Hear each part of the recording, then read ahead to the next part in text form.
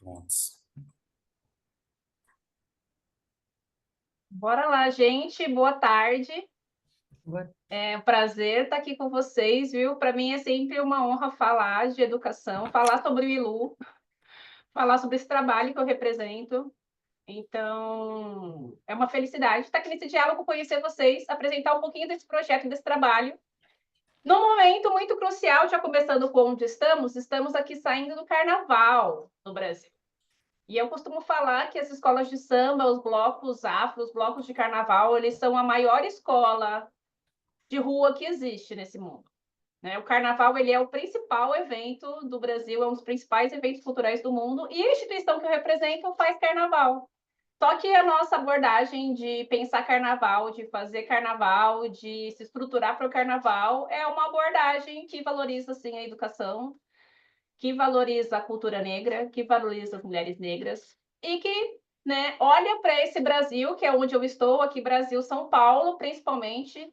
É uma atividade em São Paulo, eu moro aqui em São Paulo, é muito importante setorizar esse onde estamos, porque é muito comum a gente ter uma visão do Brasil que é muito centralizada em Rio de Janeiro e São Paulo, então é um projeto de São Paulo, mas é um projeto que, além de refletir as questões específicas que a gente tem aqui nessa cidade, que é uma megalópole, ele também reflete um pouco do que é o Brasil. E o que é o Brasil, se não uma mulher negra vestida de orixá, dançando, sorrindo, que é essa primeira imagem. Eu gosto muito dessa primeira imagem para representar esse trabalho que eu represento, que é o Ilô Badmin, porque a nossa ideia é criar um espaço que, claro, faz carnaval. A gente abre o carnaval de rua aqui da cidade. Mas mais do que fazer carnaval, a gente utiliza do carnaval para entrar em contato com o nosso povo, para compartilhar e recontar as nossas histórias. E a primeira perspectiva que a gente tem do nosso trabalho é essa imagem que vocês estão vendo.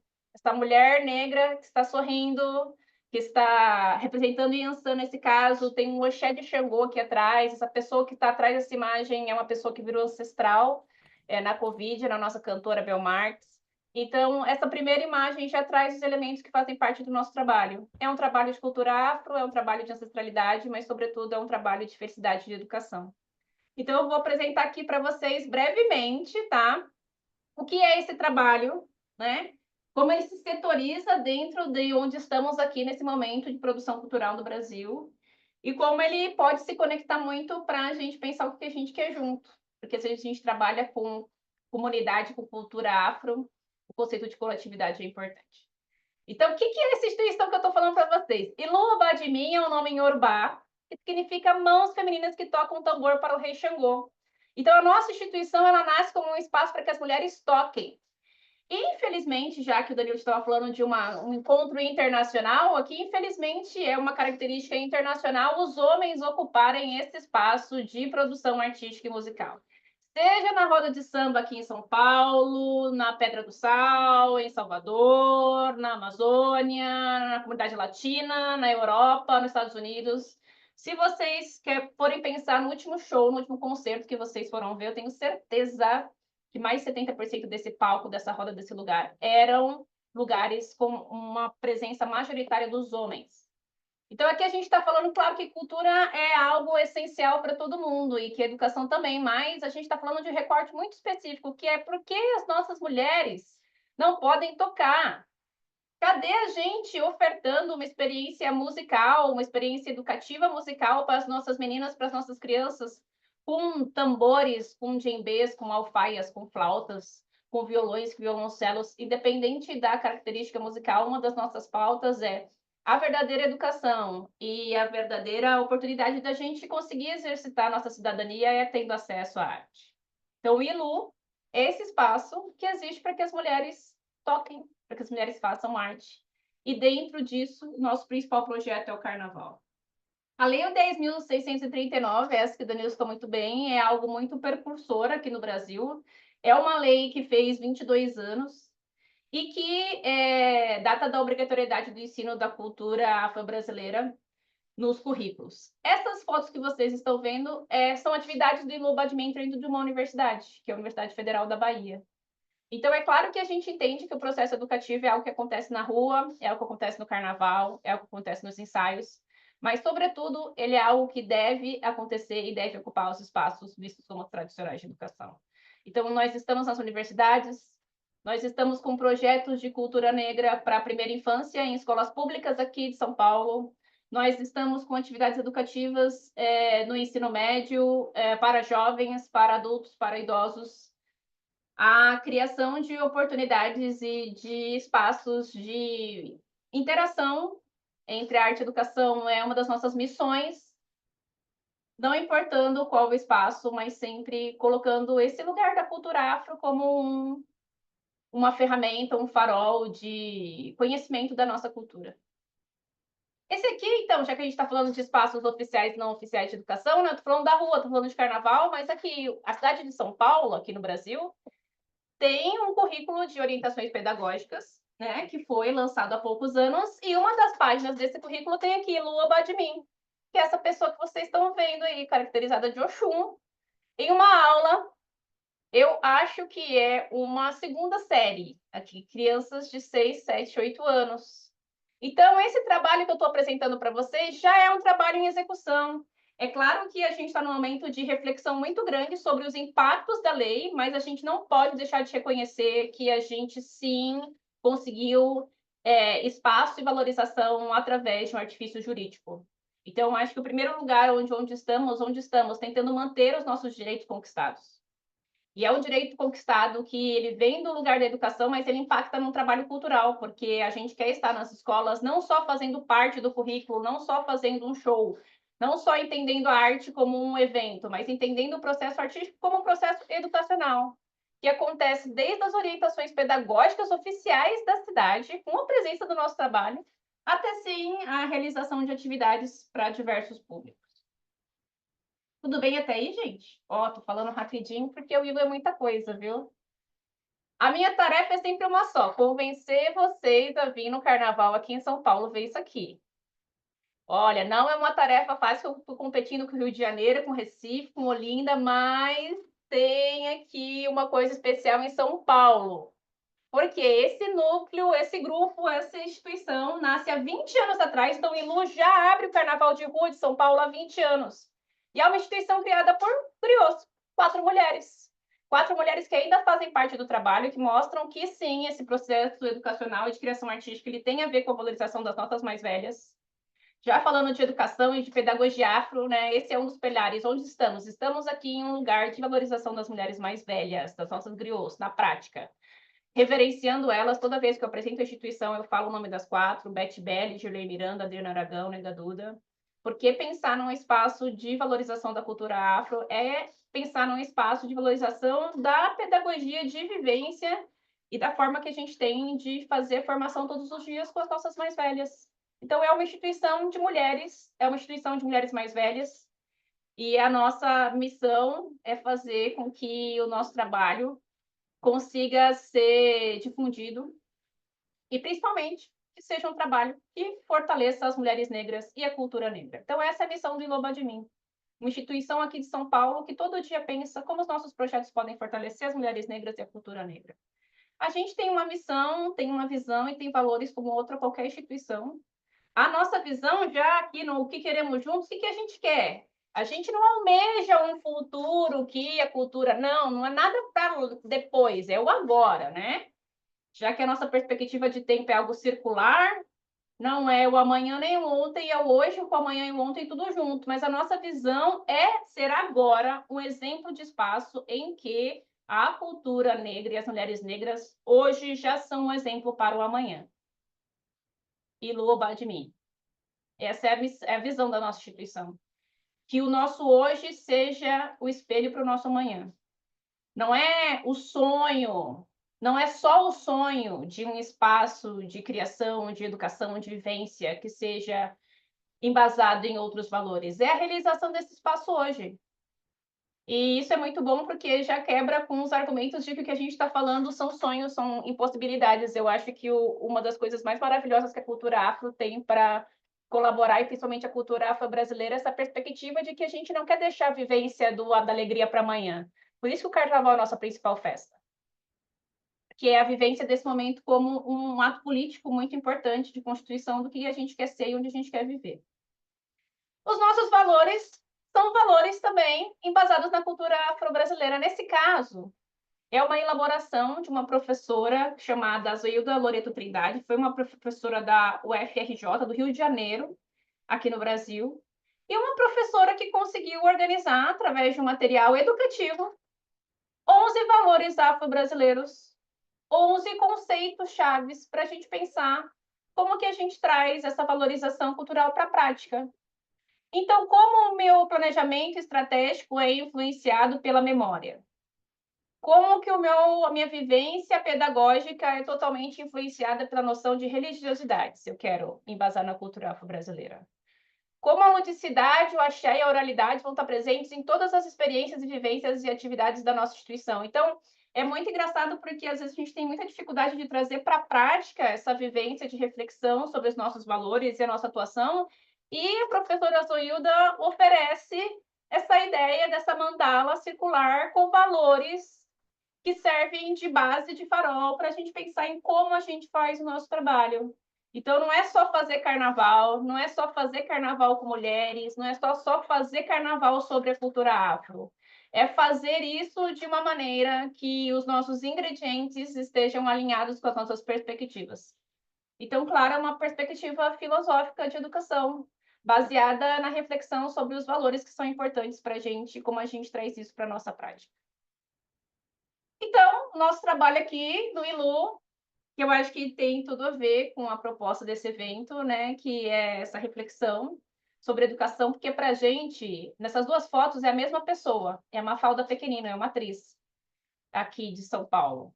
E é a Mafalda numa situação artística na primeira foto e a Mafalda numa situação educativa na segunda, mas as duas são situações artístico-educativas, que eu poderia falar o contrário também. Porque para a gente, as duas coisas acontecem junto. A existência da nossa instituição é um manifesto de que as perspectivas educacionais elas não são restritas às escolas, não são restritas às universidades, apesar da gente ter uma luta constante de estar e ocupar esses lugares, com certeza. Mas é um manifesto público da valorização da arte, da cultura, do carnaval, da experiência, da música como uma das ferramentas pedagógicas educativas mais importantes que a gente tem dentro da cultura brasileira. E o que é nosso país, se não esse encontro musical de cores, de formas, de mulheres, de rua, de tambor, de carnaval. É um trabalho que reúne essas palavras-chave da cultura brasileira, mas de uma forma que quebre os estereótipos também do que a gente pensa sobre o nosso trabalho. Então, pensar no ILU, a gente quer que automaticamente, quando se pense em cultura negra e mulheres negras, se pense no ILU Badmin nesse mundo.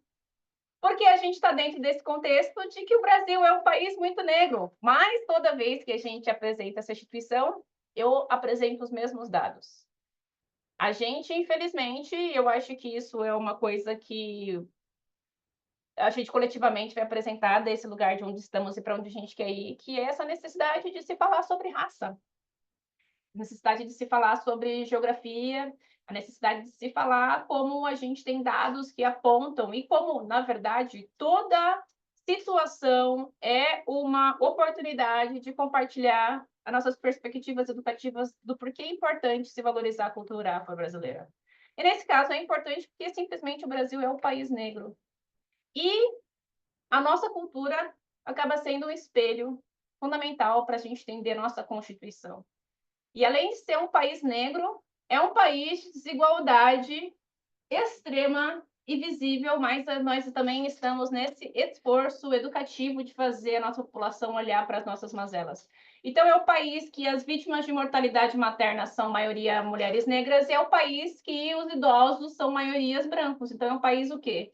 Que se você der sorte, você vai nascer, vai viver, e se você der sorte, você não vai morrer se você for negro. Porque a probabilidade de você ter problemas na sua gravidez, do seu filho, se você for mulher negra, é maior, e a probabilidade de você nem envelhecer, se você for pessoa negra, é maior também. Então, para a gente, aqui é a explicação perfeita do que é genocídio da população negra. Um lugar onde não se pode nascer, não se pode procriar e não se pode envelhecer. E a missão do ILU é muito criar esses espaços de resistência artística, mas também uns espaços que só ratifiquem e divulguem o quanto a gente quer viver.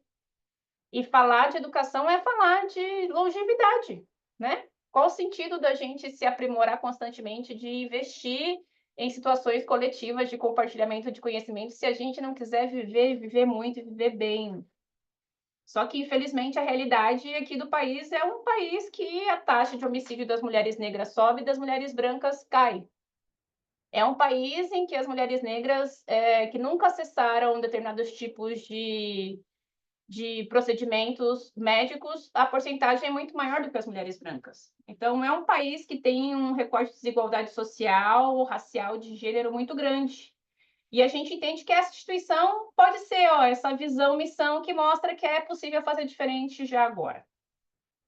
Então, se é possível fazer diferente, então a gente mudou também o jeito que a gente faz a administração dessa instituição. E por que que isso tem a ver com a educação? Porque a gente entende mesmo, com o que a Audre Lorde fala aqui, que as ferramentas do mestre nunca destruíram a casa grande. Então, nesse jeito de repensar a instituição, a gente se entende como um ecossistema de criação de arte, educação e cultura negra. As três coisas sempre junto, arte, educação e cultura negra, propondo de fato um espaço que possa, de maneira transversal, criar experiências que unam e que ofereçam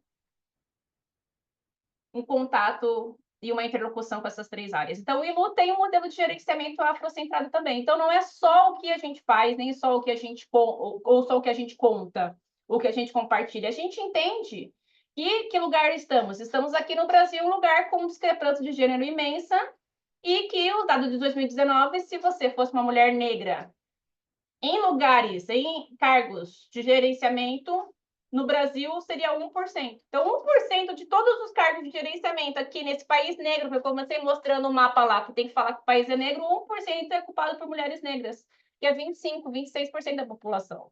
Então, não é só a gente pensar em como a gente faz carnaval ou o que a gente faz com carnaval, mas é a gente fazer da nossa instituição e da nossa vivência já um processo pedagógico de articulação dos valores.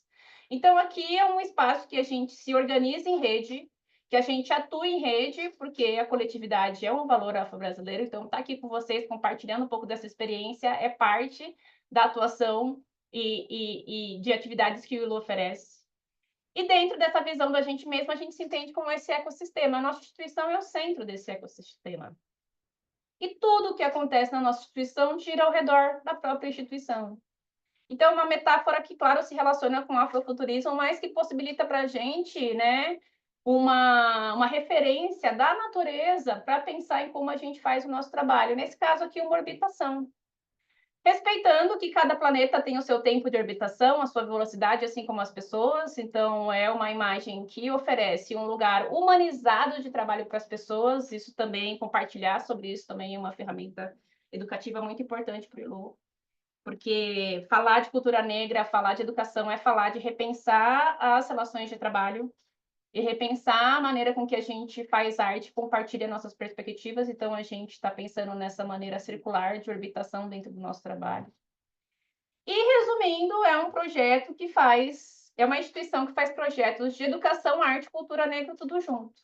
Então, nosso principal projeto é o Bloco Afro, que é um projeto com 400 mulheres negras aqui, que abre o carnaval de rua da cidade de São Paulo. Mas a gente faz show. O Ilô Badmin, se vocês quiserem conhecer nosso trabalho musical, tem 3 CDs em todas as plataformas, no Spotify, no Deezer, no YouTube. A gente faz curso, oficina, formação, sarau, tem participação em série, tem websérie inteira no YouTube, tem longas metragens, tem podcasts. A gente tem livro, porque a gente entende que essa criação global de educação, arte, cultura negra, atuando de maneira conjunta, que consegue transparecer e oferecer um pouco para as pessoas do que é o nosso trabalho. Então, dos principais projetos que a gente tem, um deles tem muito a ver com educação, que é o Pedagoginga. O Pedagoginga é um projeto contínuo que o ILU Badmin tem de formação de educadores, educandos, funcionários e familiares de escolas públicas da cidade de São Paulo. A gente faz formação com todos os núcleos e, no final, apresenta o nosso projeto. A gente tem cursos online, tem grupo de afroempreendedores, já fizemos ópera.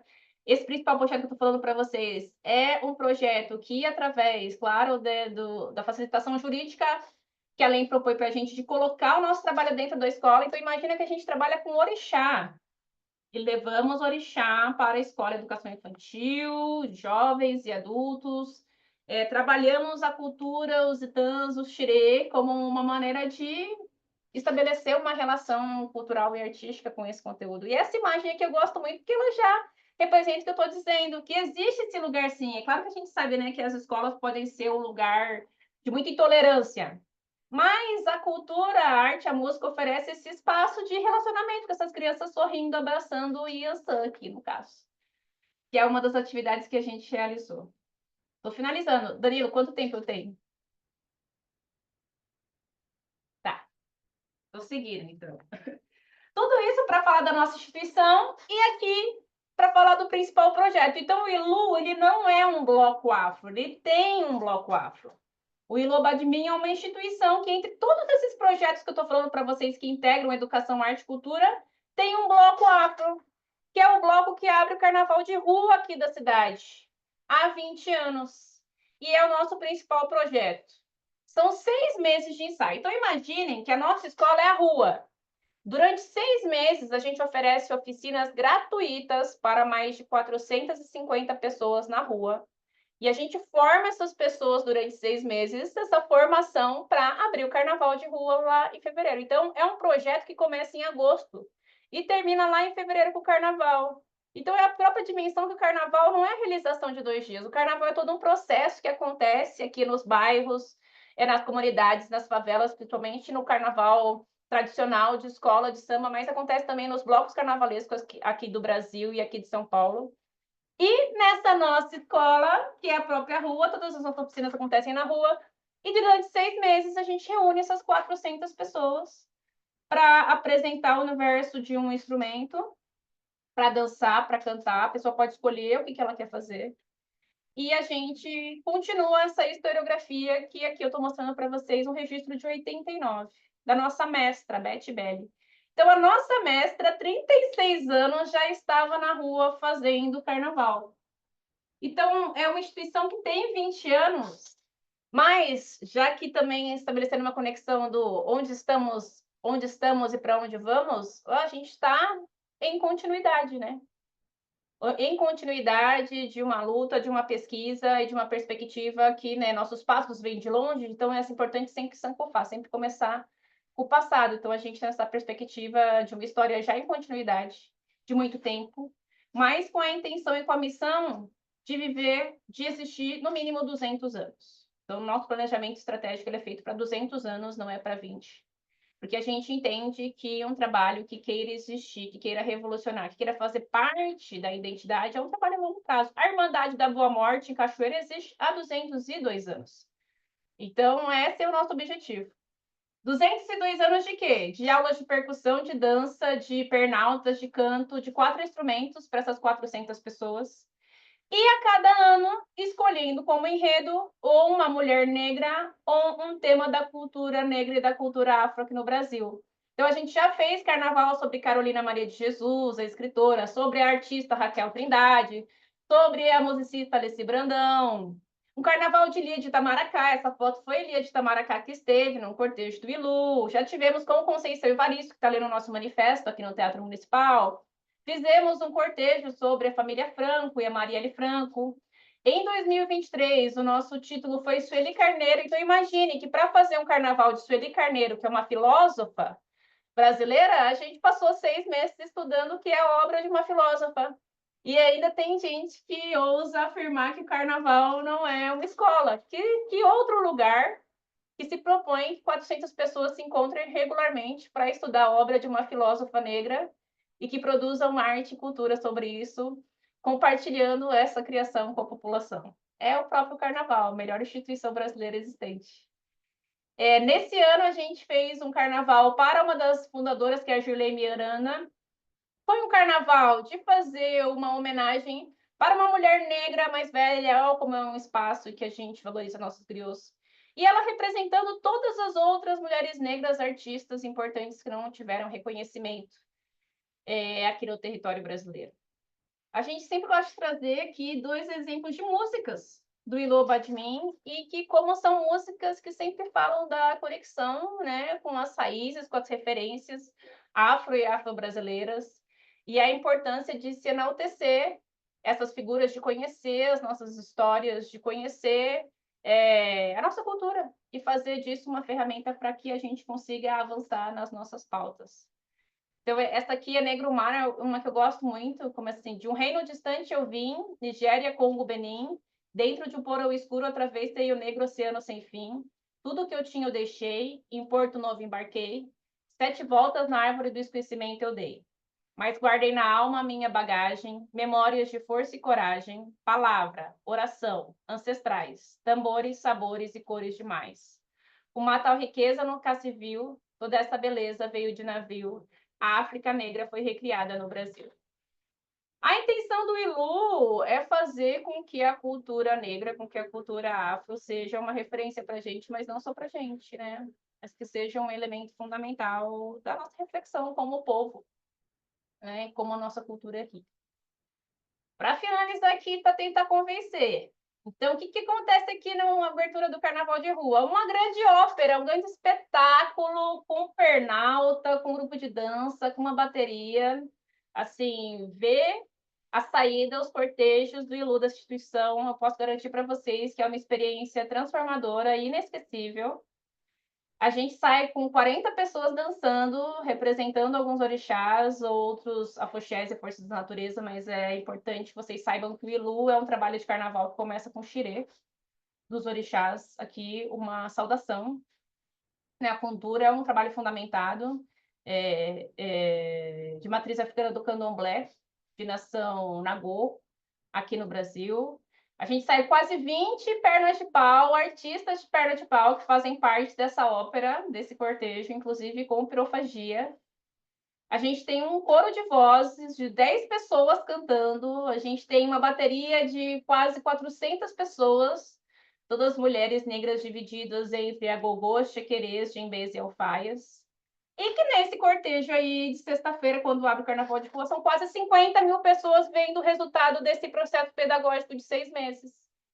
Então, é uma aula aberta, gratuita e gigantesca para a população, em 2 cortejos. Na sexta-feira, essas 50 mil pessoas aqui na abertura do Carnaval de Rua.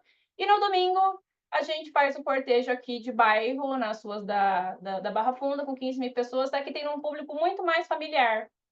Porque uma das nossas pautas também é que o espaço do carnaval é um lugar da família. É um lugar da família negra, é um lugar das crianças, a rua é o lugar das crianças. É importante se levar as crianças para a rua, que elas estejam em espaço seguro para curtir o carnaval. Não existe escola melhor que essa, então a gente sempre faz questão de, no domingo, fazer esse cortejo que acolhe as famílias, as mães, os pais, as crianças, a todos. Então, o ILU é esse projeto de mundo, né? A gente está nas manifestações, a gente está na rua reivindicando as nossas pautas, divulgando o nosso trabalho. A gente acredita que apoiar a nossa instituição é apoiar a educação, cultura e arte negra aqui em São Paulo, aqui no Brasil.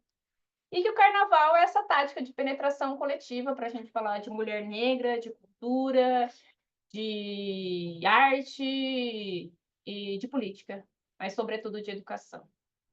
Acho que eu usei os meus minutinhos aqui para falar, não sei se acabou, se dá para eu finalizar. Fica à vontade. Queres mais quantos? Não, um minutinho só. Estou tentando ainda ver aqui com a Dai, mas achei mara, hein? Eu tenho uma pergunta. Posso fazer uma pergunta? Por favor. É, é uma pergunta que eu entendi, deve não ser o objetivo do ILU, certo? Deve não ser o objetivo do ILU, mas eu fiquei pensando porque tem essas pessoas brancas. E aí eu fiquei pensando, existe algum material que mais ou menos registre o impacto do ILU, né, para essas pessoas? Para as pessoas brancas? Pode não ser brancas, Uhum. mas Para só o pessoas impacto, não tipo, viu o negras? ILU pela Uhum. primeira vez. Uhum. Olha, vou te contar uma das histórias que tem a ver até com o nosso encontro aqui. Um dos nossas participações, formações do Pedagoginga, que é quando a gente vai nas escolas públicas, foi uma formação com EJA, que é Educação de Jovens e Adultos. E aí, quando a gente chegou para a primeira atividade lá, teve um grupo de mulheres não negras que eram mais velhas, que elas nem queriam assistir a apresentação, elas nem queriam estar no mesmo lugar que a gente, porque nesse caso elas eram de uma outra religião. Eu não lembro se elas eram cristãs ou se elas eram evangélicas, mas o nosso trabalho nem é um trabalho religioso, mas foi a justificativa que elas deram para não querer entrar em contato com a nossa troca daquele momento. Mas aí a gente conseguiu, né, falar isso que eu estou falando para você, fazer uma breve apresentação. Olha, a gente veio apresentar aqui um trabalho cultural que tem a ver com a cidade, que é um trabalho de mulheres. E conforme a gente foi apresentando, foi falando, foi conversando, o trabalho foi se desenvolvendo. No último dia, que era a apresentação musical, que a gente faz um cortejo no lugar, essas mesmas pessoas vieram falar para a gente que tinham medo no começo, que achavam que era uma coisa que elas não podiam nem ter contato porque era algo que não fazia parte da vida delas, que era do diabo, que era ruim, mas depois de ouvir, depois de ver, depois de entender, depois de ouvir o batuque, depois de tocar o djembe, né, oferecer uma experiência musical, pegar uma baqueta, tocar uma faia, que depois disso abriu o olhar, a mirada, o coração, para pelo menos se questionar as coisas que a gente acredita que é só através de uma experiência, de uma vivência, que consiga estabelecer o diálogo que a gente consegue desconstruir. Então, eu acho que o Ilu ele tem um impacto muito grande para as pessoas não negras, porque ele oferece um discurso que é muito importante, é muito politizado, mas ele oferece isso através da reflexão artística. Então, que ferramenta melhor do que a arte para furar barreiras, né? Porque o nosso trabalho não é um trabalho só para as pessoas negras. O nosso trabalho é um trabalho para a população mundial. Né? Assim como a mitologia oriental, norte gaganesa da Nigéria, assim como todos os países, todas as regiões têm todo um conjunto cultural para oferecer, a gente está falando aqui que a cultura afro-brasileira, olha, nós também temos. E olha como é algo que pode ajudar todo mundo. Né? Não é algo setorizado. Eu acho que isso é uma das principais pautas, né? Que a gente está falando de nossa aliança com a comunidade indígena, por exemplo, porque as nossas reivindicações são muito parecidas. E a arte, ela acaba sendo uma língua que a gente se entende, né? Uma língua, e é uma língua decolonial, né? Que a gente se entende que tem a ver com a nossa produção, essas nossas conversas, os nossos códigos. Mas eu consigo ver que a arte, a música é uma das melhores ferramentas para a gente conseguir falar com quem não quer ouvir a gente. Como nesse caso, o impacto das pessoas que nem eram o público-alvo do trabalho, mas que com certeza são atravessadas por ver um orixá 2 metros de altura, por ouvir uma música de algum arrepiar você, por conseguir ver um passo de dança totalmente fundamentado na cultura afro que mobiliza. Acho que está muito nesse lugar. Ok. João, queres fazer uma questão? Quero, porque tu Vai já se lá, colocaste aí, eu quero falar também. vai. Ó, Daiane, deixa eu falar contigo, vice. Só tem dois motivos para eu colocar os pés em São Paulo, e o Ilo é um deles, entende? Aí, veja só, eu queria só fazer essa pergunta para você, porque assim, para os irmãos e as irmãs que estão aqui presentes, né? Às vezes até para a gente que está aqui no Brasil, a gente não consegue entender o tamanho da magnitude que é o Brasil, né? Nessa coisa de tamanho continental, né? De diferenças, né? Eu sou daqui de uma região de Pernambuco e o carnaval para a gente é 10 dias, né? A gente não termina na quarta-feira de cinza. A gente termina na segunda, né? Enfim, nessa segunda, para mim, o carnaval terminou agora. E a gente vê essa confluência, né, da gente, enfim, com os parentes aí, com as turmas aí do Sudeste. Eu queria fazer pergunta para você, companheira, em relação a o Ilu, ele teve essas conexões, você já vieram aqui para Pernambuco para fazer essas conexões com os afoxés daqui, a tradição dos afoxés, né? Muito forte, dos candomblés aqui da nossa região, com maracatu, né, de baque virado, que a gente também tem muito forte na região, principalmente na região metropolitana. Vocês tiveram esse contato? Vocês já chegaram aqui em Pernambuco? Já fizeram esses intercâmbios? Como é que foi isso? E qual foi, né? Se teve, qual foi essas trocas? Primeiro, me dizer que muito me alegra, viu? Ó, que já atingimos aqui o objetivo, é porque é isso, o Brasil é realmente tão grande, né? Que a gente não sabe o que existe, porque não dá. Eu falo para pessoas, existe um Ileaie só de mulheres negras aqui em São Paulo, é o ILU. Só que é isso, realmente, a gente vive num país continental que a gente vai se conhecendo, se descobrindo, assim, né? E se conectando com os parentes no país. Nesse ano de comemoração dos 20 anos do ILU, a gente fez um intercâmbio em Salvador. Foi a primeira vez que a gente saiu nessa perspectiva de intercâmbio, né? Mais uma vez, olha aqui como a educação permeando, essas perspectivas educativas permeando a nossa estratégia, porque a gente foi para Salvador, passamos uma semana e meia em contato com diversas instituições e pessoas relacionadas com afoxés, com terreiros, com cultura afro. Então, a gente teve um dia com o vovó Cici, de Oxalá, por exemplo. A gente teve um dia no Ileaie, um dia na banda de Dá, o Iaiá Muxima. A gente conheceu alguns...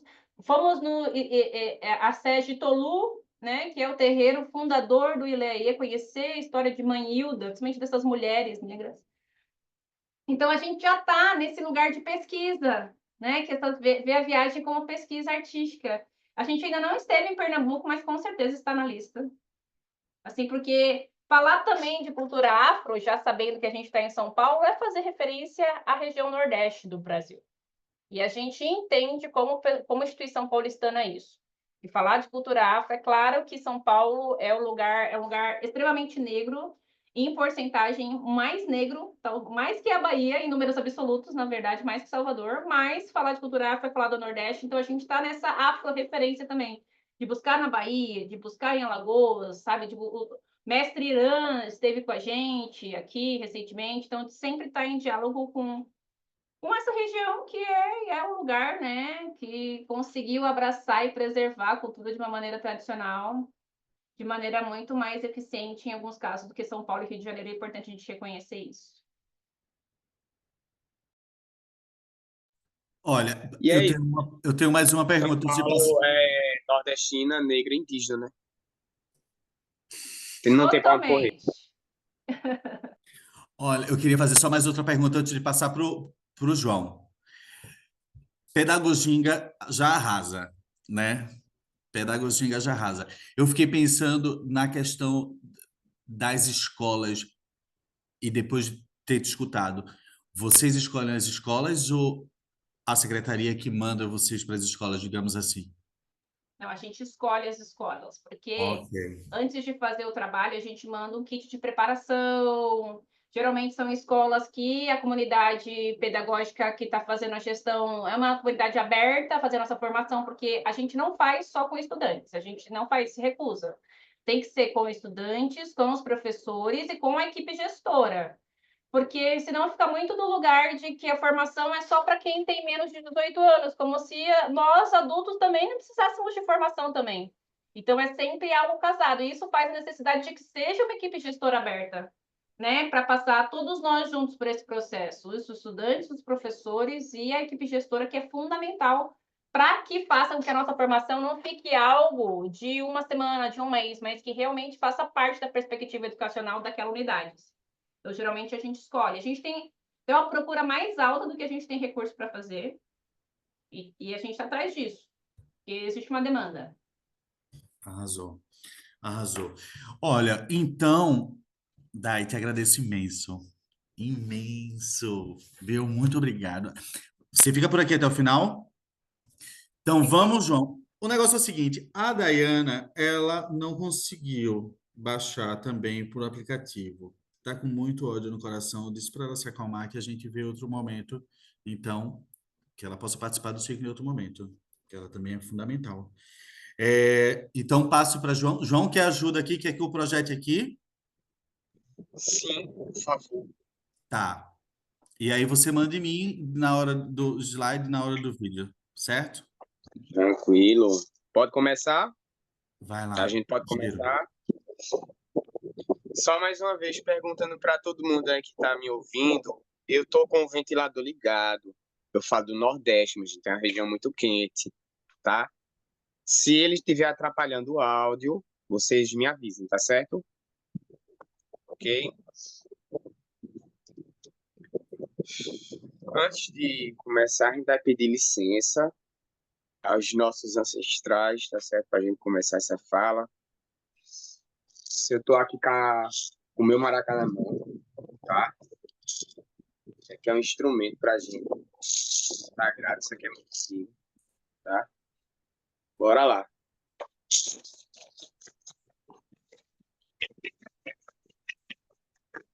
As nossas ancestrais, a nossa força, pedra, para as águas, para a água.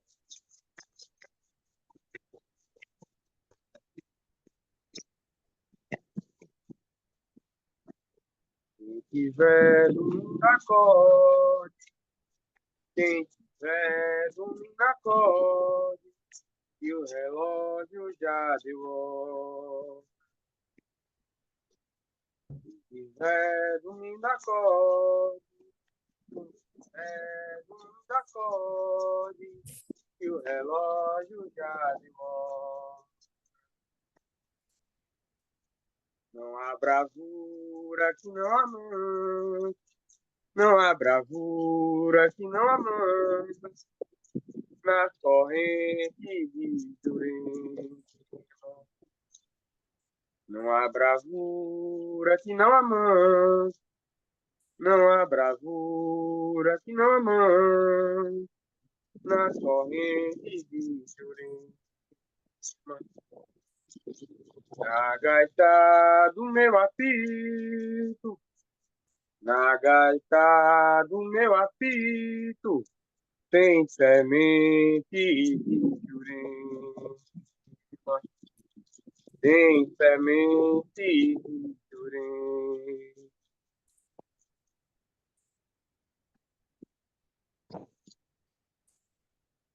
Eita. É isso, gente. Pedindo licença, né, aos nossos ancestrais. Isso é um canto, tá? Das nossas aí diversas tradições indígenas do Nordeste, tá certo? Então, vou me apresentar aqui para vocês. Meu nome é João, tá certo? João Maluquinho. Sou professor, tá? Tenho 25 anos, sou professor de História, formado aí na mesma universidade aí que Igor e o nosso companheiro Danilo, tá? É, é, é um prazer, uma alegria muito grande estar aqui com vocês. Queria dizer que vai ser uma experiência muito interessante estar conversando com vocês aqui, porque é o primeiro diálogo que eu vou ter falando com pessoas que não são do Brasil sobre povos indígenas brasileiros, tá certo? Então, recentemente eu tive uma experiência incrível, assim, que foi dar uma aula na Universidade Federal do Rio de Janeiro, né? Para jovens, assim, de diversas regiões do país sobre a diversidade de nós, povos indígenas, né? Então, já foi um tipo de experiência, né? E aqui eu quero relatar com vocês, falar com vocês sobre essa diversidade indígena, né, do que é ser indígena, trazendo essa vivência minha, tá certo? Aqui para vocês, tá bem? Então, esse slide que eu estou passando para vocês, eu vou estar trazendo mais uma experiência de um percurso que eu faço, né, pelo estado de Pernambuco e também outras regiões, falando sobre a cultura indígena, sobre as nossas vivências, enfim, sobre a nossa espiritualidade. Tu pode apresentar aí, Danilo, por favor? Eu já vou pedindo desculpa pela voz, que eu tô um pouquinho fone.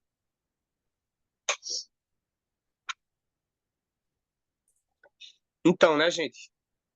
Pode passar pro próximo? Tá tudo? Tá todinho. Volta ali um pouquinho. Uhum. É,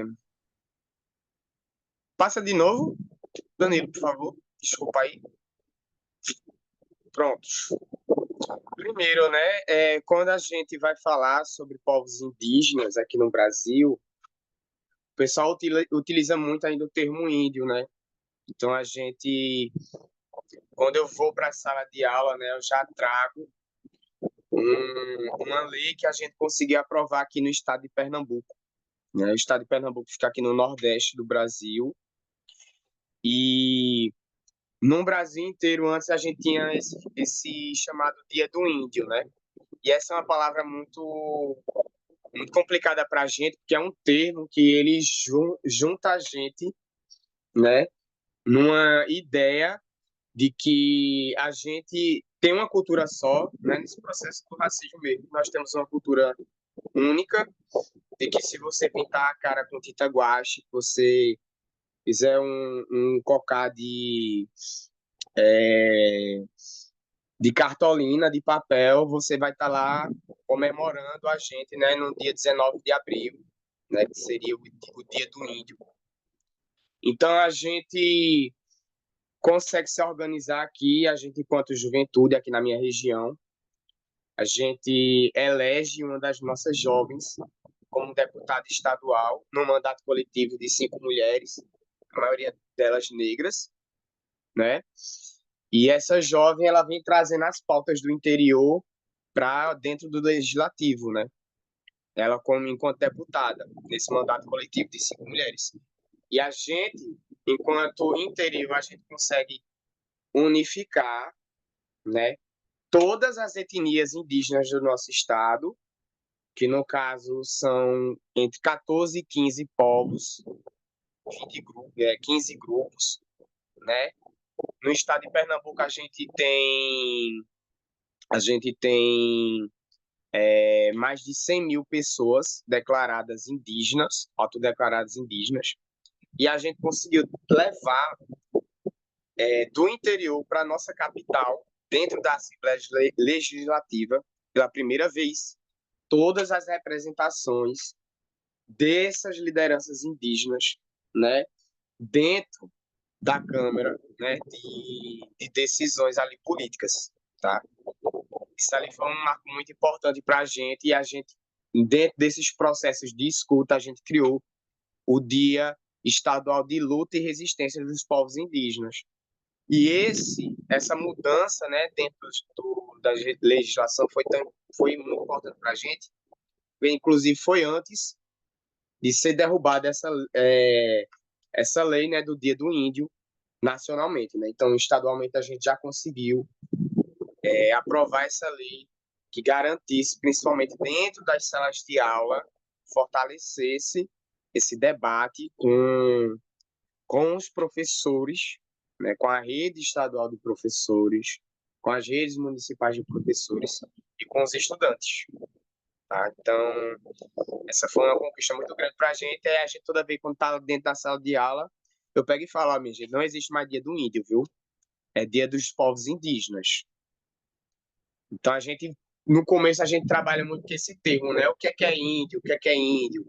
E a gente vai quebrando esse conceito e vai falando sobre ser indígena ou originário, né? Pode passar? Vocês vão dando uns puxão de orelha em mim, tá certo? Se eu estiver sendo muito ligeiro, se eu não estiver falando, se eu estivesse falando uma linguagem de Marte para vocês, tá certo? Vocês vão puxando aí a orelha em mim no chat, se vocês não entenderem algumas formas que eu estiver colocando, por favor, se coloquem que depois a gente vai tirando essas dúvidas, tá? Mas o que é ser indígena? Aí eu saio perguntando para os estudantes, né? E nessa brincadeira aí da gente fazer essas rodagens, a gente vai pegando várias turmas de diversas vivências e de diferentes faixas etárias. Então, eu já tive essa experiência de criança de 10, 12 anos até adolescente de 18, 19, sabe? No EJA. Então, a gente vai adaptando de acordo com o público que a gente vai ter, né? Aí eu já pergunto para a galera, sim, mas o que é ser indígena? Tu pode passar aí? Próximo slide. Aí eu vou fazendo a pergunta para a turma, né? Para a galera, assim, que tanto pode ser entre 15 pessoas, 15 jovens que estão lá dentro da sala, até 50, até 100 pessoas, né? No máximo 200 que eu já peguei dentro de um auditório. Aí, antes de eu mostrar esse slide para a turma, né? Eu pergunto para a galera. Sim, gente, a gente sabe que tem indígena no Brasil, né, e tal, mas queria fazer uma pergunta para vocês. Essa pergunta é para o pessoal, né? Sim, mas e nos Estados Unidos? Vocês acham que tem indígena?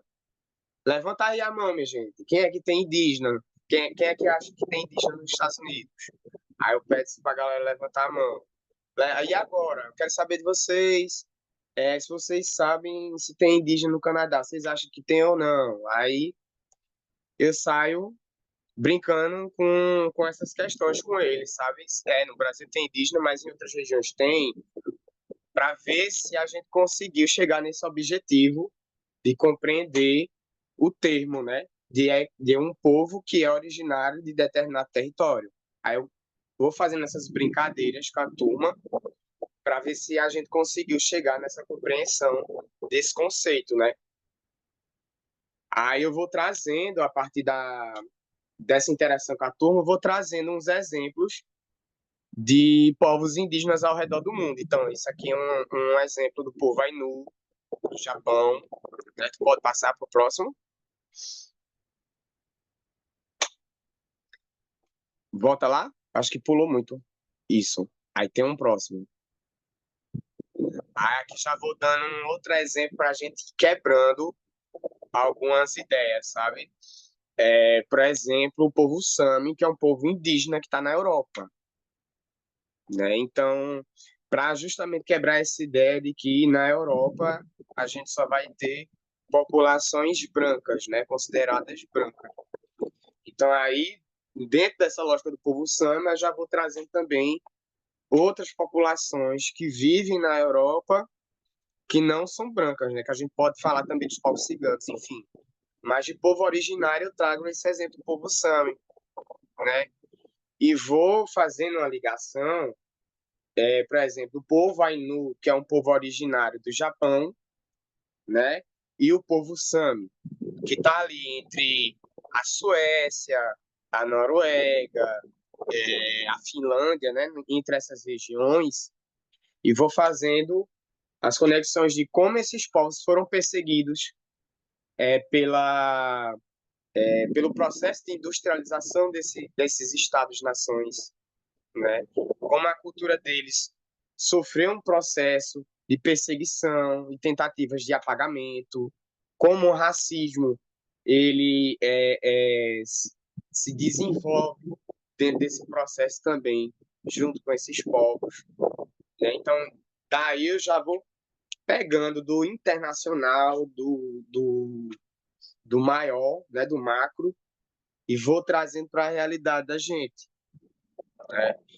Pode passar. Então, gente, aí de uns exemplos da diversidade dos indígenas internacionalmente, a gente traz a diversidade do Brasil, né, desse grande continente. Daí a gente estava até falando aqui, né, da questão do carnaval ser a maior festa, né, do Brasil e tal, para o brasileiro a mais importante. Eu discordo, entende? Porque eu sou nordestino. E apesar de eu estar a 2 horas de um dos maiores polos de carnaval do Brasil, que é Recife e Olinda, para a gente aqui já no Nordeste já tem uma diferença, né? A gente tem para a gente que a maior festa, nossa, é o São João, entende? É o São João, que inclusive eu estou jogando isso aqui para falar um pouco sobre a diversidade da gente, né? Que inclusive é uma festa que ela tem uma base muito forte indígena originária, né?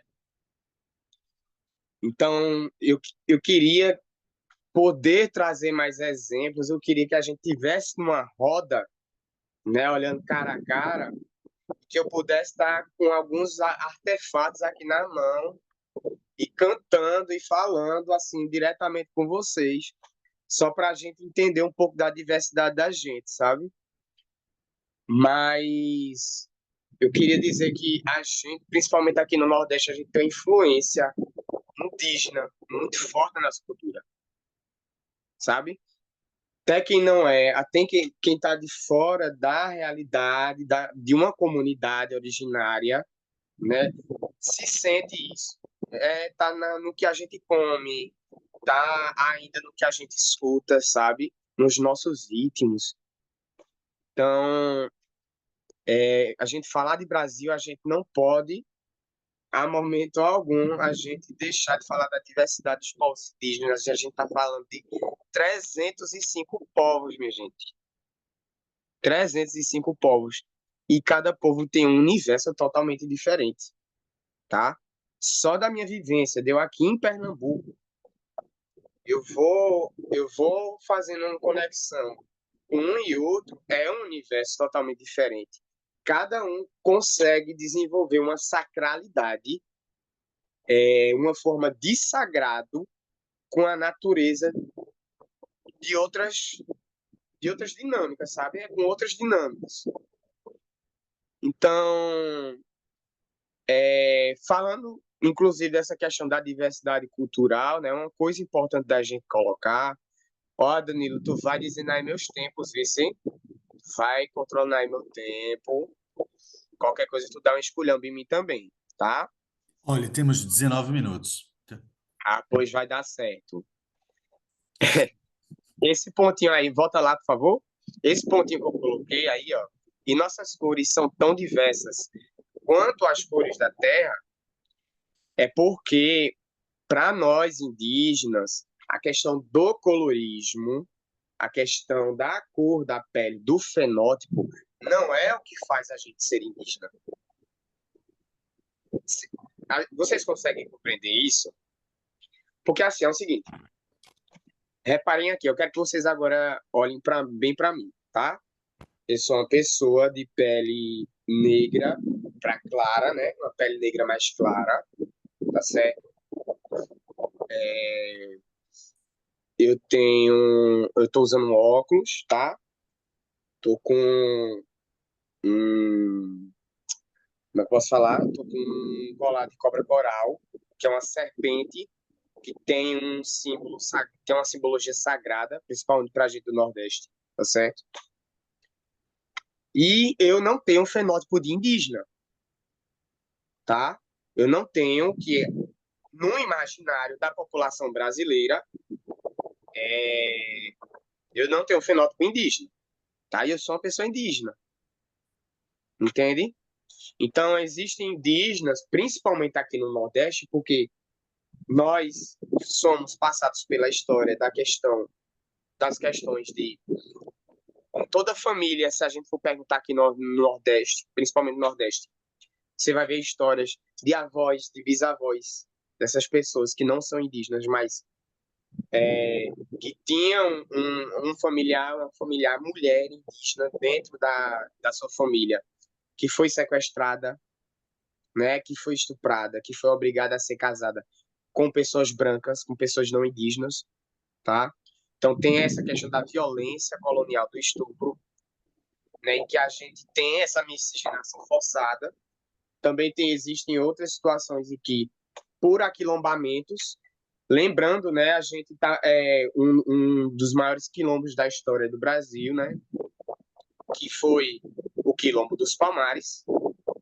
A maioria das mulheres que estavam lá dentro do Quilombo dos Palmares não eram mulheres negras, eram mulheres indígenas que estavam lá dentro do Quilombo dos Palmares, porque parte das mulheres negras não conseguia fugir para os quilombos porque já tinham seus filhos, né? Então a gente vai se aquilombando, né? Indígenas, pretos, né?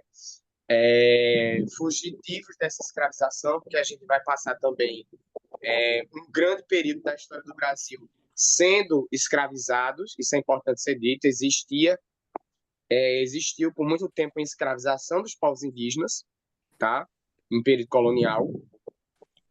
E a partir disso, dessas formas de sobrevivência, a gente vai se miscigenando. Então, existem indígenas com o fenótipo de Danilo, com o meu fenótipo, com o fenótipo de Daiane, né, aí de SP, com o fenótipo aí dos parentes aí de Guiné-Bissau, né, moçambicanos, entende?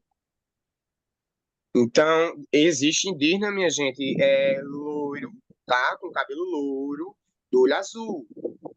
Então, o fenótipo não faz a gente ser indígena. O que faz ser a gente indígena é nossa cultura, nosso pertencimento, tá? Nosso pertencimento.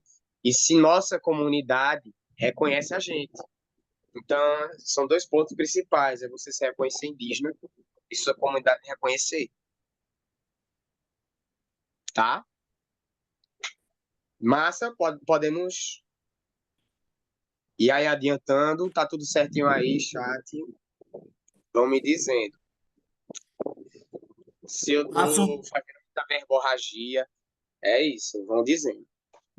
passo Pode aqui, passar? diga você. Pode passar? Posso? Então, né, minha gente, eu tô falando aí, né, da diversidade dos indígenas do Brasil. Agora eu vou falar da diversidade do meu estado, da minha região, tá? De Pernambuco. Como eu falei, Pernambuco, a gente tem mais de 100 mil pessoas autodeclaradas indígenas, tá certo? Em torno aí, acho que são 12 etnias, mais 14, 15 povos, tá? São grupos diferentes. E eu vou explicando isso aqui bem devagarzinho para vocês. Olha, minha gente, eu não sei o que é que a mídia traz para vocês que estão aí fora do Brasil. Eu quero que vocês depois falem comigo, tá? Mas normalmente, principalmente aqui, para nós que estamos no Brasil, para a comunidade não indígena, as imagens de indígena que saem é o quê? É os indígenas da Amazônia, da região do Xingu, né? Que são aqueles cocários, né? Que não sei se vocês conhecem aí essa palavra, que pode ser que seja outro nome, depender da região, não sei. Mas a galera reconhece como aqueles cocários, né? Feito de pena de arara, aquela, né? Um pessoal com cabelo liso, um olho puxadinho, pessoas nuas que estão dentro da floresta. Então, esse é a visão, tá? Estereotipada, que ela é alimentada pela mídia, principalmente, tá? E, e que ela faz parte de um sistema racista aí que eu vou explicar um pouco para vocês como é que funciona para a gente, no caso, né? Qual é a tecnologia do racismo que é utilizada para fazer o nosso apagamento, né? Em relação a gente indígena. Tem esse estereótipo, né? Do norte, do índio do norte, né? Da Amazônia e tal. E o que eu estou trazendo para vocês, eu espero que vocês estejam observando aí, dá para observar. Eu estou trazendo um exemplo de dois povos que são, se depois vocês quiserem, eu posso até enviar um mapa, tá? Para vocês observarem melhor isso geograficamente, tá? A diversidade da gente. Eu posso passar para o Educar e vocês podem mandar para o e-mail aí da turma, o grupo, o WhatsApp e tal, tá? De um lado, a gente tem os Trucar. O povo Trucar tá na região do sertão, então em Pernambuco a gente é como se fosse um negocinho assim, compridinho, né? Como se fosse uma bananinha. Aí a gente tem o litoral, a zona da mata, aí eu estou na área de transição, né? No caso, eu sou um Exu. Eu sou um Exu que estou na zona de transição, nessa encruzilhada, que é o Agreste, região Agreste. E mais pra frente a gente tem o sertão. Então, tá apontando aqui para vocês. Aqui, essa direção aqui é o sertão, tá? Nessa direção estão a maior parte dos grupos indígenas, que é a região do sertão. Então, tem os Trucá, na região do São Francisco, que é um grande rio aqui do Brasil, tá? A gente tem um povo Trucá. Olhe, observe muito bem aqui, do lado, eu acho que do lado esquerdo, onde tem essa turma aqui, tem uma turma. Aí, tá espelhado, né? Então, Acho que é do lado direito. Aponta aí, Danilo, no mouse. Pronto. Esses são o povo trucar. Observem a vestimenta deles. Vocês estão vendo? O cara ali de trás, ele tá com cocá, tá vendo? Ó, de pena. Ó. Só que a vestimenta tradicional deles, ó, da cabeça é essa de como se fosse uma palha. Vocês estão vendo? Aí na cabeça disso.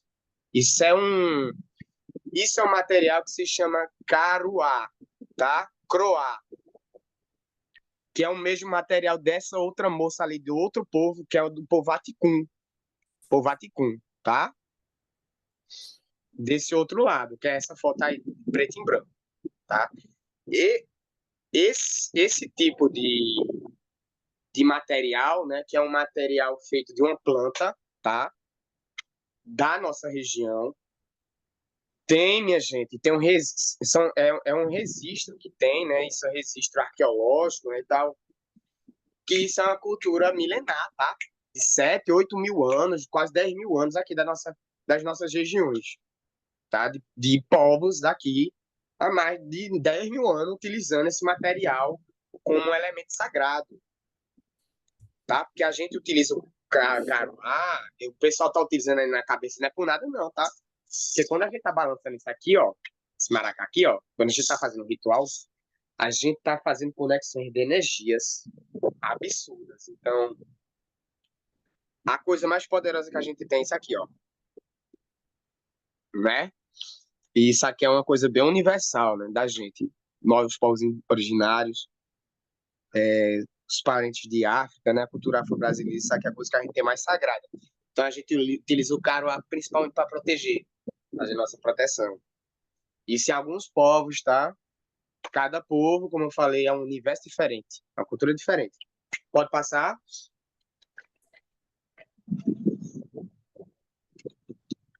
Olha aqui, gente. Juventude Capinauá, o povo Capinauá, tá? Repara aí nas vestimentas deles. Isso aqui é um pessoal fazendo oficina de fotografia. Tá? Repara na vestimenta deles. Vocês estão vendo como é que muda já? Olha, eles têm um chapéuzinho, ó, que é feito do mesmo material, né, de caruá. Vocês estão vendo aqui, ó, a moça que ela tá utilizando aqui embaixo. Ela tem um cocajá de penas que imita como se fosse flores, né? Aqui, mas a tradicional mesmo dos parentes do povo capinauá é esse chapeuzinho aí, tá? Eu vou até pedir desculpa para os parentes capinauá, que eu não sei nem o nome, mas eu acho que eles falam de chapéu mesmo, tá? Olha, Os capinauá... vou fazer só o Os serviço cap... sujo. O serviço Hum, sujo. Temos 7 minutos para as 9.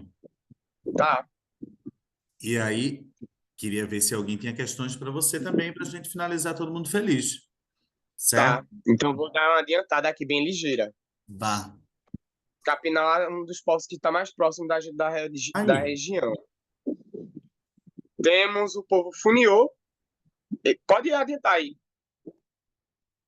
Temos o povo Funiô de Águas Belas, tá? Da minha região também. É um povo que conseguiu preservar a língua, 100% da língua, Yaté, que é uma língua 100% pernambucana, originária. O próximo povo pode passar aí. Esse aqui é o povo Chucuru do Ororubá, tá certo, gente?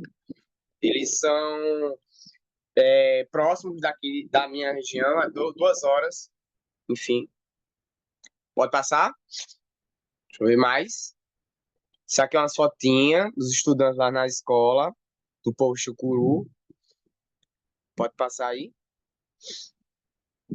O povo Pancararu do Sertão. Eu só estou mostrando aqui a diversidade, tá? Só nas imagens aqui. Eu acho que deu um problema aí no slide. Eu ia falar um pouco sobre a comunidade LGBT, indígena, mas pode passar? Estou trazendo alguns exemplos aí de galera indígena, enfim, LGBT, ativista. Pode passar? Essa é uma das sugestões que eu queria deixar para vocês. Atlas do Pernambuco Indígena e outra sugestão, faça aí, por favor.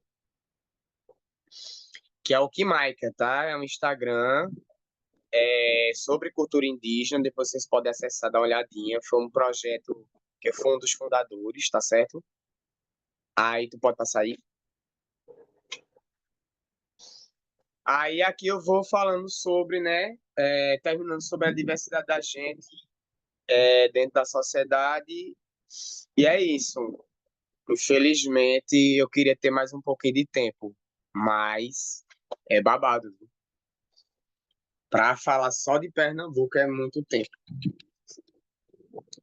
Eu queria que a gente fizesse essas trocas e que, se possível, estendesse um pouquinho no horário, porque eu quero falar, velho. Eu quero fazer essas trocas com vocês. Então, não me deixa aqui só, porque eu estou morrendo de vontade de conversar com vocês que estão fora do Brasil, com quem é de São Paulo. Eu quero fazer essas trocas aí, porque também eu tenho umas coisas para dizer a mais. Bora, bora. Olha, então vou fechar isso aqui. Fechei. Quer passar algum dos vídeos? Quero sim. Pois eu vou Vocês passar. vão ver agora um exemplo de toré, tá? Que é uma tradição de dança. É uma dança que a gente se diverte, mas também tem uma coisa sagrada, tá? Importante. O pra trucal gente. ou capinauá? Bota do povo capinauá. Agora, capinauá é aquele do chapeuzinho que eu mostrei. Que tem uns Ai. buraquinhos. Ai, não foi.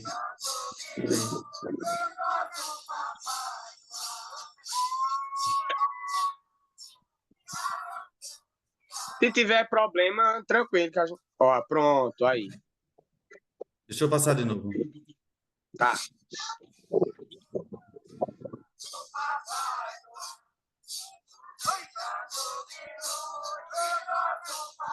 Aqui é na região do Agreste, tá certo, gente? Onde eu vivo. Inclusive, eu tô no meio também. Vou passar o outro, rapidinho. Tá. Ui. Ai, meu Deus. Pode passar do povo trucar agora. O povo trucar foi o primeiro que a gente viu, tá? O primeiro povo que a gente viu. Pera aí.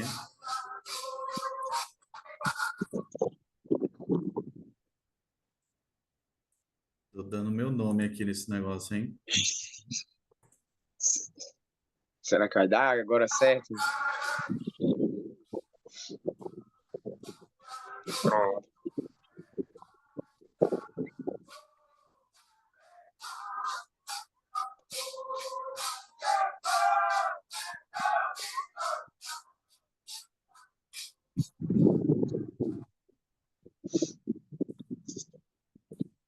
É isso, gente. Queria ter mais tempo e mais possibilidades de material, né, para falar da diversidade, porque assim, é absurdo. Mas bora lá, vamos falando. Olha, eu vou começar, ok?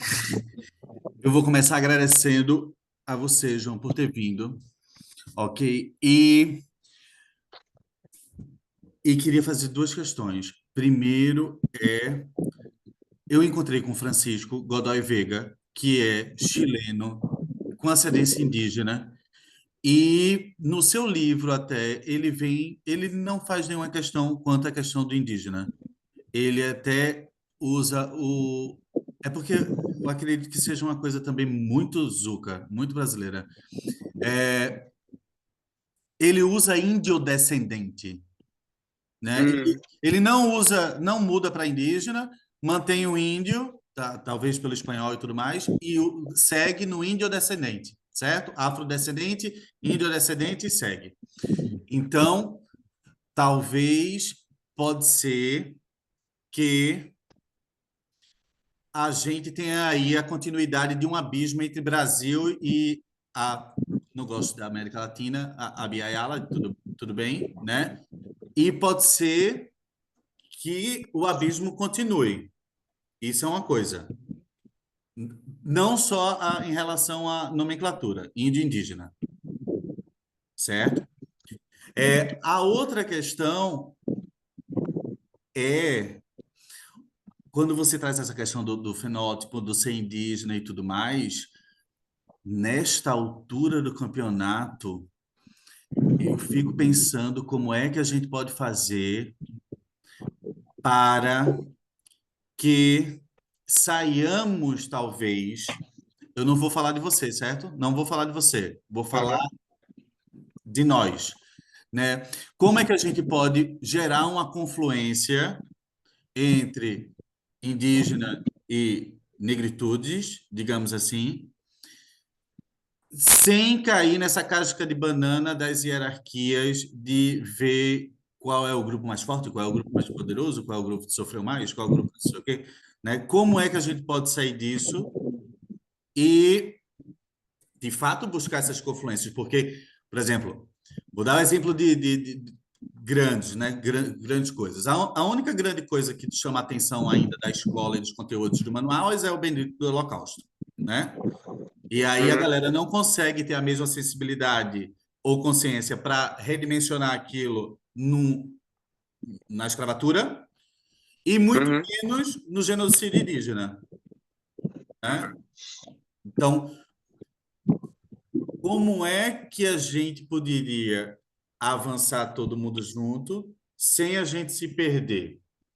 Digamos, porque o lance do não ser fenótipo e ser indígena já é uma outra dinâmica de legitimidade que não tem a Aham. ver, por exemplo, pensando, né, no racismo, fenótipo brasileiro, papapá. Olhou, Aham.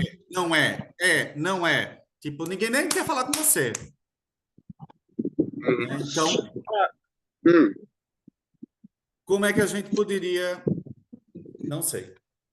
Sério, não, tranquilo, massa. É porque Eu só queria vai, saber o vai seguinte: por baixo. a gente poderia Hum. fazer um bloquinho de questões para aí todo mundo ficaria aqui, talvez, se pudesse, para gente. Alguém tem mais questões? Porque aí Eu posso te responder, aí a gente vai chamando outras turmas também, o pessoal para se colocar também, pode ser? pode. Que eu queria me concentrar aqui nesse momento. Vê só, eu queria já ir compartilhando isso, porque assim, primeiro, né, já vou falando da vivência de ser indígena. É, um mecanismo do racismo que a gente funciona no sentido de invisibilizar a gente, da gente se tornar o invisível, o apagado, entende? É numa ideia de só concentrar a ideia do índio ali para aquela região do norte, uma região específica, um tipo de índio específico, são os isolados, entende? Então a gente vai sendo apagado. Só para compartilhar com vocês essa ideia, a gente tem uma cidade aqui que é Caruaru, aqui em Pernambuco, tá? Essa cidade de Caruaru, ela tá, preste atenção, a 1 hora de carro, tá? 1 hora ou menos da cidade de Pesqueira, que é a cidade do povo Chucuru, que é um dos povos que eu mostrei aqui para vocês. E a cidade de Pesqueira é uma das 10 cidades que tem a maior população de indígenas do Brasil. Vocês estão entendendo isso? Aí quando a gente chega lá, em Caruaru, você for perguntar para qualquer um na rua, e corre o risco de até para educadores e professores, se você perguntar, existe indígena em Pernambuco? Eles vão dizer que não. Vocês estão entendendo? E Pesqueira está 1 hora de Caruaru. E Pesqueira tem um prefeito indígena. O primeiro prefeito indígena é cacique do estado de Pernambuco. Tá entendendo? Essa é a gravidade. Você já começa daí. Tem essa questão do apagamento, do invisível, para a questão do roubo das nossas terras, para o assassinato. Porque se a gente não existe para as pessoas, quem é que vai ter pena da gente? Entendeu? Então é um holocausto invisível. Já começa daí. Como é que a gente consegue? Esse já é um ponto, entendeu? Como é que a gente consegue fazer essa confluência junto com o movimento negro? Eu acho que é, eu acho que a gente precisa olhar mesmo para os terreiros, entendeu? Minha gente, presta atenção nos terreiros, presta atenção na Jurema, que é uma tradição do Nordeste. Quando vai descer as entidades, desce o quê? Desce o caboclo, desce o preto velho, a preta velha, o povo de rua, desce o cigano, entende? Então, o que é que acontece? Para a gente fazer essa confluência, eu acho que é quem está mais na ponta, assim, na ponta, acho que nem é a palavra certa, mas quem tem mais o holofote, entendeu? Sei lá, uma Djamira Ribeiro da Silva, que eu tenho uns problemáticos com ela, mas enfim. Uma turma assim que tem uma visibilidade maior, puxar, entendeu? Puxar, principalmente a galera do movimento negro. Vamos falar sobre a galera indígena. Eu botei Torano lá dentro daquela Universidade Federal do Rio de Janeiro, porque eu estava no Encontro Nacional de Juventude, em que em nenhum momento, dentro da mesa, se falou uma vez da juventude indígena. Não tinha uma representação indígena lá, e tinham várias centenas de indígenas lá. Como é que era isso? Então, é a gente, ó, movimento negro, puxar mesmo, dizer, existem indígenas na nossa sociedade, puxar a turma, entende? E a gente, enquanto indígena também, sabe? Quando a gente tem espaço, a gente fala, olha, minha gente, a gente lutou para estar aqui no IBGE, estar aqui representado no Brasil, aqui na lei. A gente tem direito agora a ser reconhecido dentro do cartório, enquanto indígena, tá?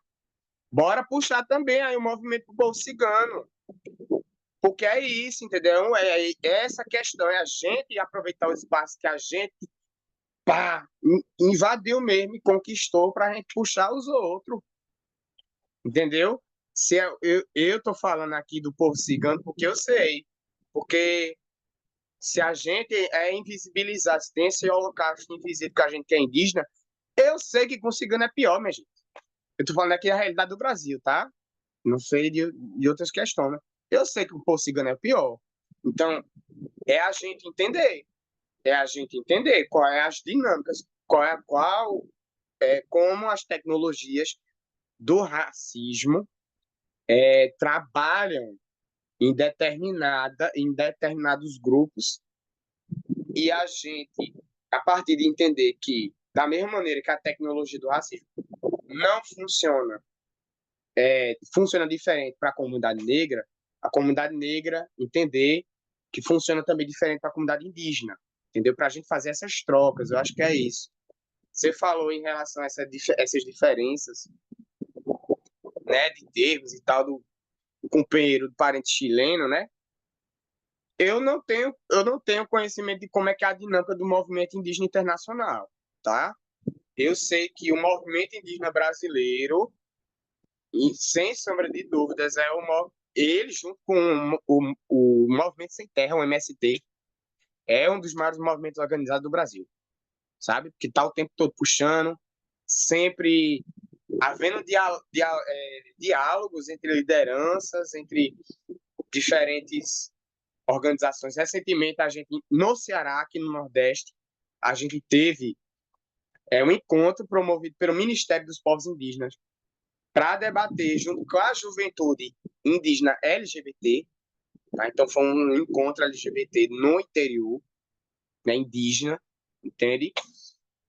E o povo chucuru do Ororubá, que está 2 horas daqui de onde eu moro, aqui descendo, ainda na região agreste, eles são referência internacional, porque eles conseguiram, pela primeira vez, colocar o Brasil, o Estado brasileiro, num banco de réus da Corte Interamericana por violação contra os direitos humanos. Então, eles são exemplo para os indígenas,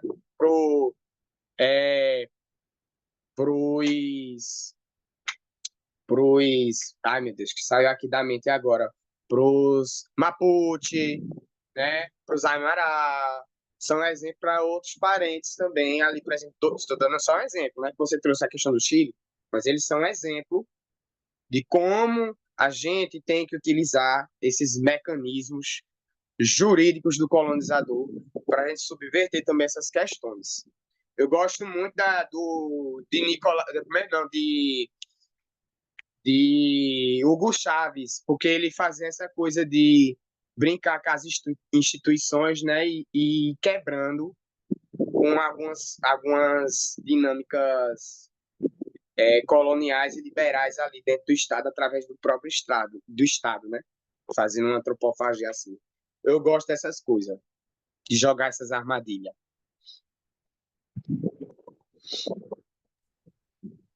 Alguém tem questões?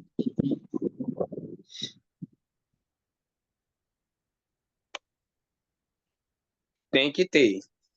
Não tem como não ter.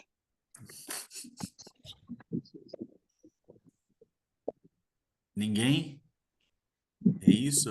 Eu teria mais outras questões, mas eu não sei. Vocês Eu, podem eu, digitar, minha gente. eu, Também. Danilo, eu estava com a mãozinha, mas parece que a mãozinha não foi vista, né? Não, vi não. Mas tudo bem, eu gostaria de falar um pouquinho. Algumas falas aqui me atravessaram e me deixaram inquietas, no sentido positivo e no sentido prospecção mesmo, né? Primeiro falar desse ciclo, a primeira vez que eu participo, e muito interessante, né? A dinâmica, as experiências aqui apresentadas, a de São Paulo, com relação à arte, à cultura, à educação, trazendo essa questão da mulher negra. Achei fantástico essa escola de rua, né? Achei maravilhoso a construção ou reconstrução da rua como um espaço educativo. Isso estava tão presente nos nossos antepassados e hoje está tão distante. E trazendo a dança, os tambores, e trazendo referências das religiões de matrizes africanas, que, para mim, é algo muito distante, né? Eu escutando vocês, tanto a Daiane como o João, e eu me perguntando, que mundo é que eu vivo? Em que mundo eu fui formada, né? O eurocentrismo fez parte da minha formação desde que, desde que eu nasci até há poucos anos, né? No meu texto de qualificação, eu digo que eu estou vivenciando, a partir de 2024, o meu letramento racial. Eu não tinha. Eu estava alheia a tudo isso, né? Morando aqui no Ceará, eu não estou em Portugal, né? Eu conheci o Grupo Educar, porque passei 4 meses em Braga e fiz o curso, né, Educação Antirracista, com o Grupo Educar, mas até então eu estava na busca dessa formação, de conhecer esse mundo que foi omitido, né? Que foi omitido de todo o meu percurso formativo, né? Tanto no que diz respeito à cultura negra, como diz respeito à cultura das civilizações indígenas, né? E aí eu queria trazer um pouco, né, a fala do João, porque é um estranhamento muito grande. Eu sou, não sei se o meu fenótipo, a primeira coisa que ele fala é que não se identifica o indígena pelo fenótipo, mas algumas pessoas olham para mim. Uma vez eu estava no encontro no Maranhão, uma mulher olhou para mim e disse: Tu é indígena, né? Eu fiquei sem Uhum. saber, eu fiquei sem saber o que responder. Mas o que eu sei é que eu nasci numa cidade no interior do estado do Ceará, que é Baturité, onde o genocídio de 2 povos aconteceu, que é Genipapos e Canidés. Só isso que eu sei, porque está na letra de uma música, de um hino da nossa Então cidade. você já sabe o nome do seu povo. Pois é, sei. Isso eu Então, sei, Genipapo e Canidé. Mas eu não sei nada. Na minha cidade não se tem nada sobre a história desses povos. Eu nunca vi nada nos meus bancos escolares, nem meus filhos que lá estudaram, né? Então, é muito estranho você saber que faz parte de um povo e você não conhecer nada sobre esse povo. Isso é perverso, isso é cruel. Isso é genocídio cultural, né? Social. Isso é cruel, isso é perverso, e isso acontece, eu sei que não acontece só comigo. Eu sei que acontece com milhares, milhares e milhares de pessoas que ainda nem se descobriram, né? Nossa cidade tem 30 mil habitantes. Quantos desses 30 mil habitantes se descobriram ou percebem que os seus povos originários, né, era desses povos Genipapo e Canidé, e que tem toda uma cultura ancestral. E cadê essa cultura que eu nunca vivi? Que eu nunca Ô, Cláudia, vi, não foi, João. eu tô aqui, ó, desculpa, eu tô interrompendo sua fala, mas eu tô aqui agoniado. Mulher, Mulher, vá atrás do movimento indígena do Ceará, que ali você vai ter sua resposta. Se eu não me engano, tem Genipapo Canidé, viu? No Ceará, agora é outra região. em Você outra acha? região tem. É porque Você lá acha? no maciço, os povos que sobreviveram em Aratuba, mas não é Genipapo e Canidé. Nesse momento me falhou a memória, eu não consigo lembrar. Mas o fato é que eu me sinto estranha, eu me sinto roubada, eu me sinto mutilada. É esse o sentimento que eu tenho, de me sentir mutilada por fazer parte de um povo e não saber nada sobre ele. E nunca ter, eu tenho 58 anos, e nunca ter visto nada sobre ele, né? E não ter um descendente, cadê as manifestações desses povos na minha cidade? Não existe. Bom, o fato é que essa fala não é a fala da Cláudia, é para falar dessa educação antirracista que precisa acontecer em todos os lugares, né? Em todas as escolas, em todas as cidades, e que, infelizmente, as leis não bastam, né? Como diz Carlos Drummond de Andrade, as leis não bastam, os lírios não nascem das leis, porque a legislação, que fez mais de 20 anos, ela está aí. Mas a efetivação dessas leis no nosso cotidiano, no cotidiano escolar, é muito pouco, né? Eu sou educadora, trabalho com educação de jovens e adultos e tento trabalhar, né? Temos alguns projetos de leitura, né, para resgatar a cultura afro, mas ainda não chegamos na questão dos povos originários, ainda nunca tratei disso na sala de aula.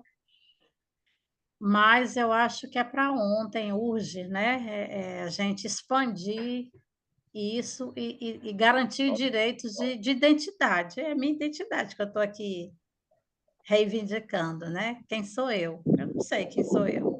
Você é parda? Você é indígena? Você é negra? Você é preta? Preta eu sei que eu não sou, mas negra, eu sou indígena.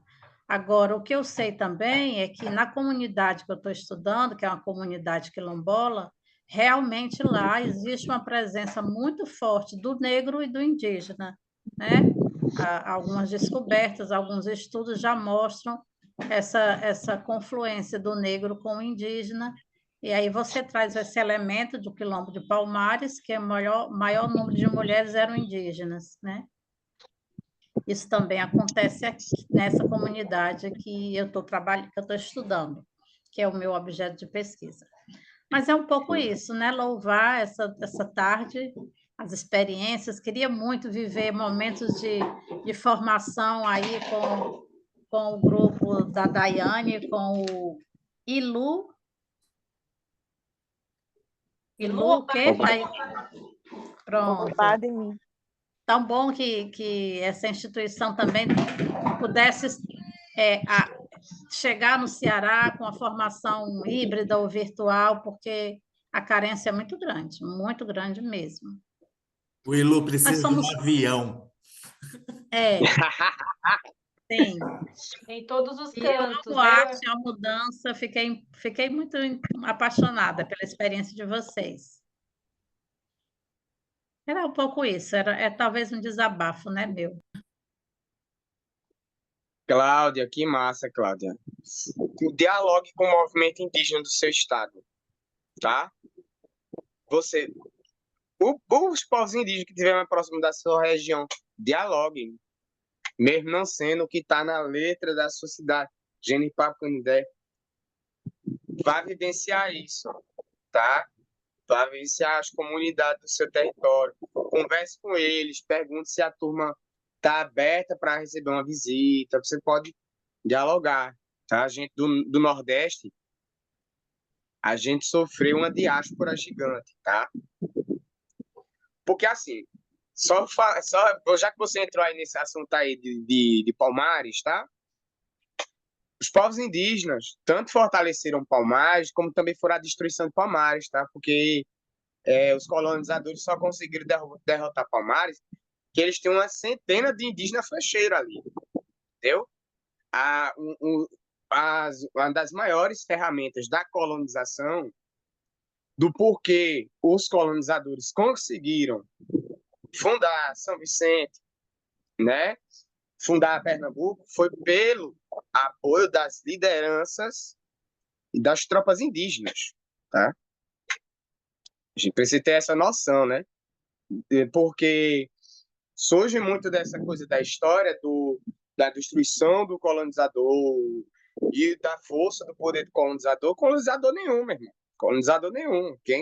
Quem fortaleceu a colonização no Brasil, parte disso vem dos acordos com parte de nós indígenas, sabe? Isso é uma coisa importante da gente colocar também, entende? Porque apesar desse discurso trazer, né, uma ideia de achar que a gente está diminuindo a colonização, não. A gente está mostrando a potência do oprimido, entende? A potência do oprimido. Porque até para essa questão, o opressor, ele precisa do oprimido. Entende? Isso é uma coisa muito importante. É a minha área de estudo, eu estudo sobre tropas militares indígenas. A gente vai fazendo essas conexões de como foram dadas estratégias de resistências, principalmente aqui do Nordeste, né? E aí, João, tem uma relação muito com a questão da educação, né? Quanto contra, né? Quanto contra o colonizador. Paulo Freire já disse que quando a educação não é libertadora, o desejo do oprimido é ser opressor, né? E aí, quanto é importante uma educação libertadora que no Brasil está tão distante de ser vivenciada. É claro, com algumas pequenas exceções. Eu queria ouvir mais outras pessoas falando aí. Tem a Daiane. Queria que ela falasse. Tem os parentes aí, a turma aí de Portugal. Enfim, eu sei que a gente já está com o tempo estourado. Senhor João, eu vou aqui por horários, certo? Juliana, Holanda, quer fazer algum comentário, porque você está mais tarde do que todos. Agradeço, Danilo, mas não, agradeço as falas. Eu conheço o Ilo Badmi, acho que de 2007. É a primeira vez que eu fui a São Paulo, que eu visitei São Paulo, conheci o Museu Afro e teve uma feira afro no Ayambi, num centro de eventos, e o Iloba chegou na perna de pau, enorme, gigante, algo assim que eu jamais esquecerei, em 2007. Estamos em 2024, agora, né, quando ela lançou as imagens, eu falei, nossa, a gente viaja no tempo. Mas é isso, como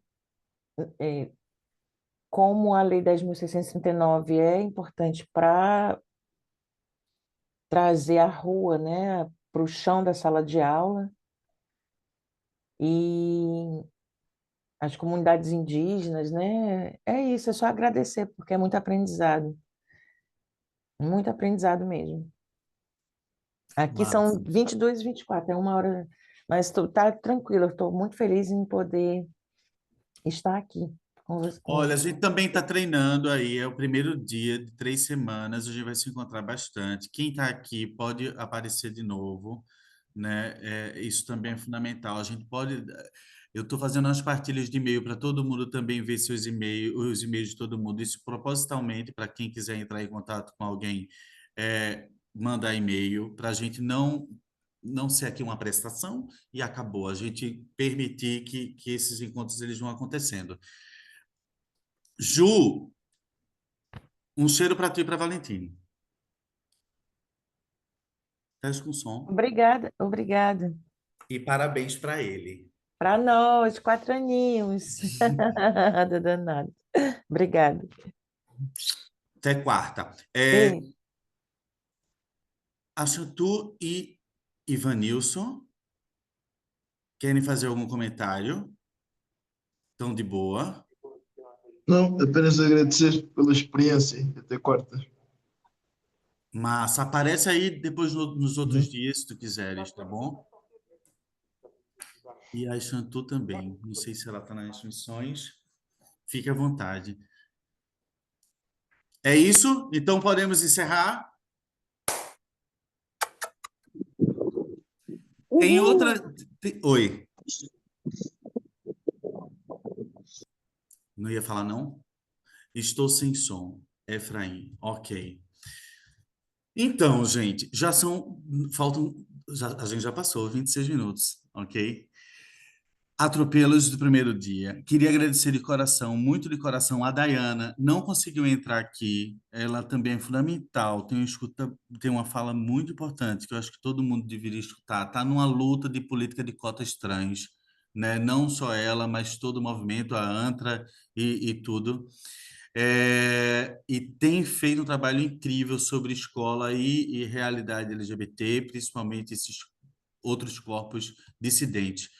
É incrível. Eu vou tentar encaixá-la em algum outro momento que eu ainda não sei qual é. Ela não conseguiu mesmo, certo? E sinalizo pelas redes. Daiane, muito obrigado pela disponibilidade. Tu sabe que a gente é casa. Obrigado. A gente trabalhou junto, minha gente, numa escolinha. Ok? E foi muito feliz. A gente foi muito feliz ali naquele trabalho e a gente continua em contato.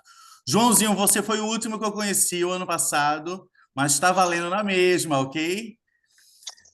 Então, compareceu ali na nossa ocupação em Surubim, quando a gente passou com as obras ali ocupando o reduto coletivo. Foi incrível, a gente conseguiu arrastar 4 escolas para dentro daquela exposição em 2 dias. Eu nunca vi uma coisa daquela. Vai ali! Aí todo mundo vai ali. É uma coisa impressionante. E queria agradecer a todo mundo que apareceu aí, certo? Cláudia, Juliana, eu vou descobrir que se quando começa a gravar, não começa mais a entrar gente, hein? Joelma apareceu aqui, Gabi tá em trânsito, Efraim tá aqui pertinho, ok? Em Alcácer do Sal. Eu acredito que nos próximos encontros a gente vai se encontrar mais, vocês se quiserem, e as outras pessoas que aí cada um não vai ter como... Outra coisa, isso também é um desafio, ok? Isso é uma ousadia imensa, esse encontro. Eu não me preocupo muito com quantidade, porque é na base da ousadia. O horário é diferente. Se não for nesse horário, não vai acontecer, porque o horário vai mudar e vai ficar 4 horas de diferença. Então, tinha que ser esse fim de tarde Brasil, com esse começo de noite aqui. Se não fosse agora, não ia acontecer. Então, é assim que funciona, certo? Então, obrigado para todo mundo. Vamos nos encontrar e continuemos, tá bom? Cheiro. Quando tiver o videozinho, eu partilho com todo mundo. Tchau, Eu já gente. baixo e partilho com todo mundo. Beijo. Obrigada, gente. Tchau, Obrigada, gente. tchau. Boa noite. Valeu, Fiquem Dan. Tchau, bem. tchau. Até Bom mais. descanso. Muito obrigada. Vamos iniciar nossa noite agora. Tchau, tchau. Tchau. Beijo.